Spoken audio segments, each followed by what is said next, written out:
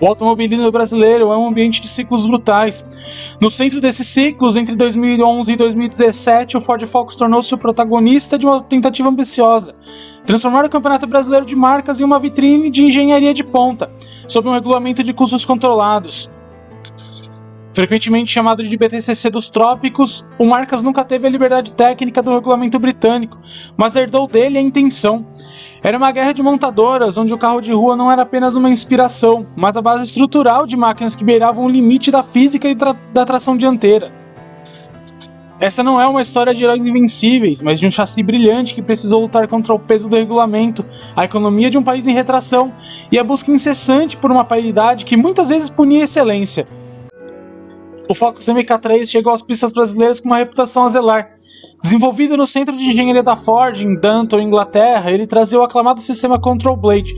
Enquanto os rivais como o Civic e Corolla daquela safra utilizavam soluções de eixo de torção, o Focus oferecia uma suspensão multilink superior. Mesmo limitado pela regulamentação da competição, que impunha componentes padronizados, a base do Focus entregava uma rigidez estrutural diferenciada. No Brasileiro de Marcas, você não podia redesenhar o carro, você precisava extrair performance do que a fábrica entregava. E o que a Ford entregava era um dos melhores chassis de tração dianteira, muito elogiados naquela década. Diferente da Stock Car, onde o DNA do carro de rua é inexistente, o Marcas preservava o monobloco original. Sob o capô, o motor Duratec 2.0 era preparado sob especificações técnicas rigorosas e selados para garantir a equalização.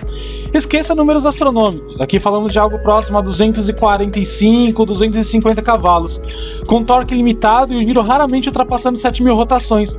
Os segredos não estavam na força bruta, mas na transmissão sequencial e no acerto fino no chão. Pilotos como Felipe Guimarães, Vitor Meira e Gabriel Casagrande exploravam a capacidade do Focus de carregar velocidade para dentro da curva, confiando em um conjunto que perdoava abusos que desmontariam a dinâmica de seus adversários. No automobilismo de marca, vencer é um problema. O regulamento utiliza o sistema de lastro de sucesso, ou BOP. Os primeiros colocados carregavam peso extra na etapa seguinte para equilibrar as chances.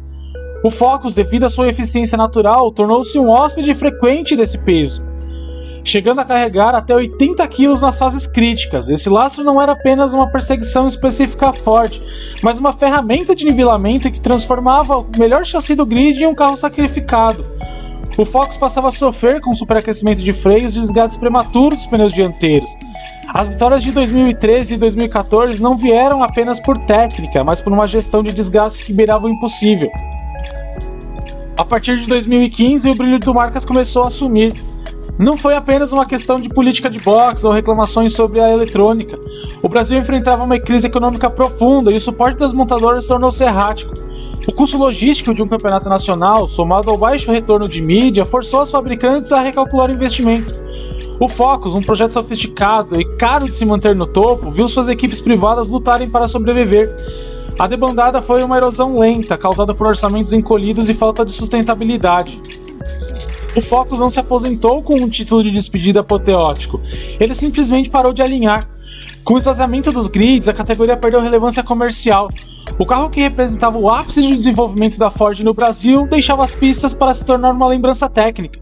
Coincidentemente, anos depois, veríamos o modelo ser retirado estrategicamente de grandes mercados, sinalizando que a era dos hatchbacks e sedãs médios estava perdendo terreno para os utilitários. Olhando para trás, o Ford Focus no Brasileiro de Marcas foi o carro certo na categoria errada.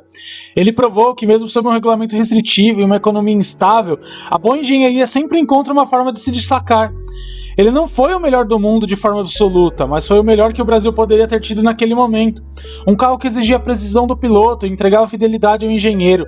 No fim, o rastro de borracha deixado no autódromos brasileiros é o testemunho de uma época que o desempenho era ainda medido por milímetros de ajuste de suspensão, não apenas por planilhas de marketing.